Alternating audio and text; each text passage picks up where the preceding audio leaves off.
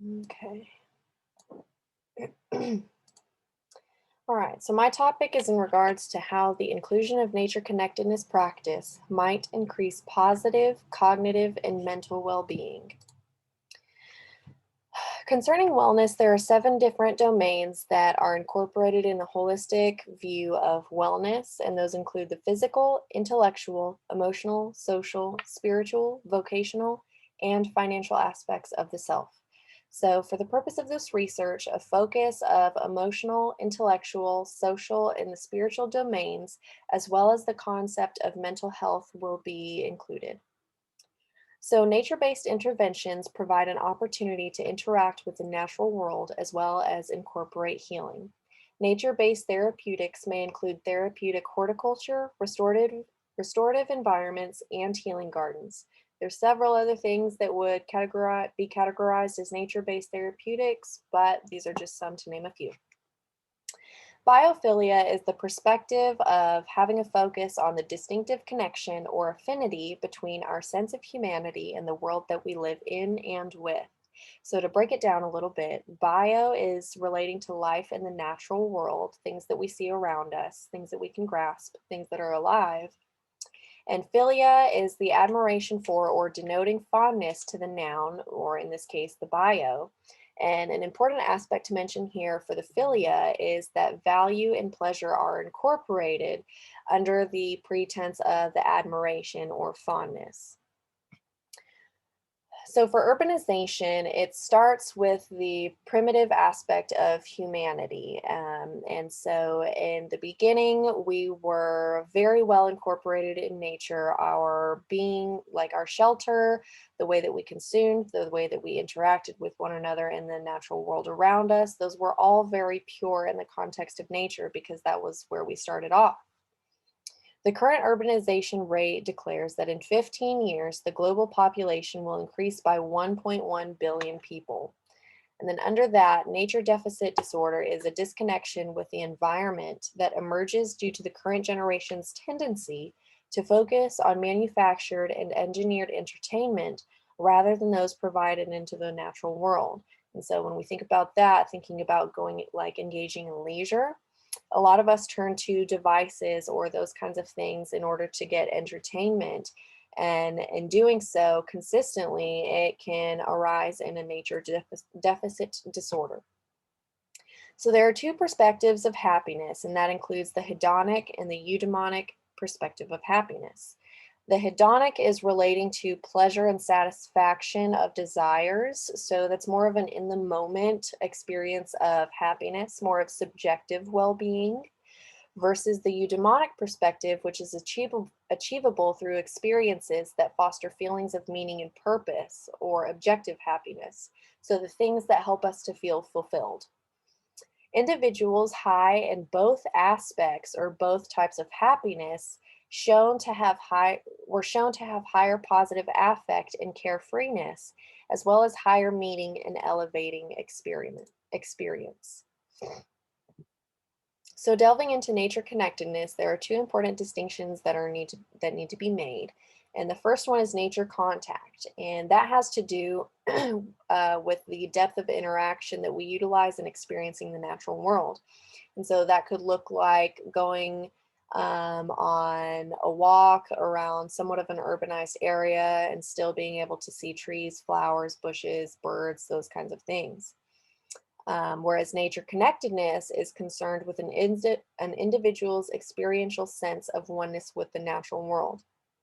An important note here is that is more tied into the connection of the spiritual self because we're engaging with something that is also alive as opposed to man made or manufactured. And nature connectedness correlates with life satisfaction and positive affect. So, feeling connected consistently predicts well being because in our nature, we are social beings. We desire connection, we desire um, that engagement. And so, in order to get into nature, there are different variables that are involved with doses of nature, and that includes frequency, duration, as well as intensity of exposure. So, the frequency, how often do you get into nature? Duration, how long are you in nature? Intensity of exposure, what does it look like in terms of nature contact? Are you going out for a walk in a park, or are you going into the wilderness for a camping trip or a hike? What does that look like? And so a study found that time in the garden or a 30-minute walk in the park was gave rise to a higher degree of positive affect. So the benefits in cognition, going back to the history of man and biophilia, they had a higher degree of connection, and with a higher degree of connection, they were more likely to experience success because a higher degree of connection in nature was more beneficial, especially back then, because that was centered around many facets of their livelihood. So, a component of cognition is the attention restoration theory, which focuses on the distinction between directed and involuntary attention. So, directed attention is a limited and easily fatigued source. It's a lot of our intent, it has a lot to do with our intentionality and that dimension or domain of engagement. Improvements in concentration, directed attention, and emotional functioning were found to be increased after some degree of involvement with nature. Whereas involuntary attention, it's effortless yet demanding, where your attention is being diverted from one source to another. Stress reduction theory is another aspect of cognition, in that exposure to unthreatening environments evoke a variety of stress-reducing psychophysiological responses. Restoration experienced when connecting with nature is because of the undemanding stimulants. So when we're engaging in man-made environments, there's a lot of stimulants that happen. Like if you think of going to the city, there's a lot of traffic, there's a lot of noise, there's a lot of buildings. That's not necessarily restorative because it is so high in demand regarding stimulation. Exposure to natural environments have also been shown to alleviate cognitive fatigue, improve attention, and increase feelings of vitality. So, concerning the benefits in mentality, brief interactions with nature were positively correlated with an increase in positive emotional states. So, going back to that, brief interactions, we're talking about the nature dose framework, the intensity, duration, and degree of exposure. Other findings linked nature exposure with increased autonomy, an important aspect of eudaimonic well-being.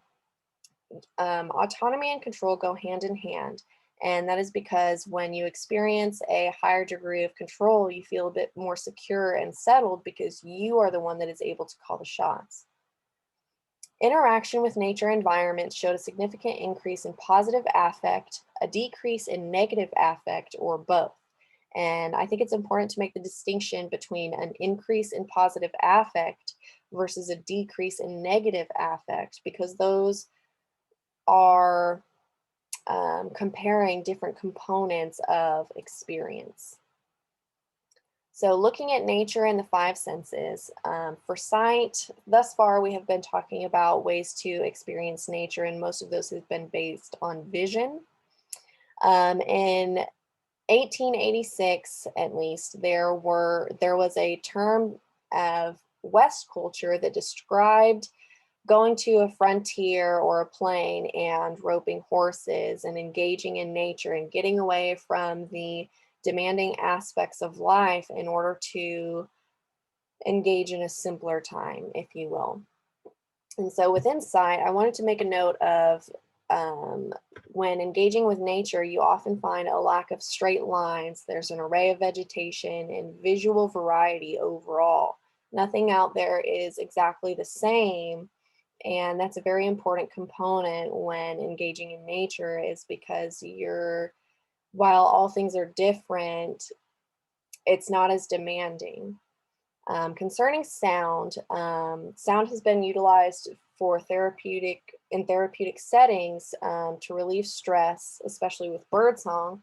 There was a study conducted where they took two groups of participants, and one of them was able to engage in a virtual reality forest with the sounds of nature being included. And they reported higher degrees of positive affect versus the second group, which the second group, they were also able to engage in the virtual reality forest, but they were not, they did not experience that virtual forest with the nature sounds as did the first group.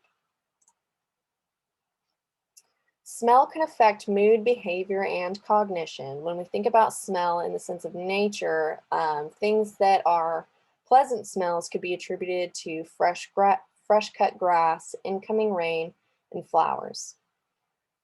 Taste is a bit of a different and unique one because it requires a close range.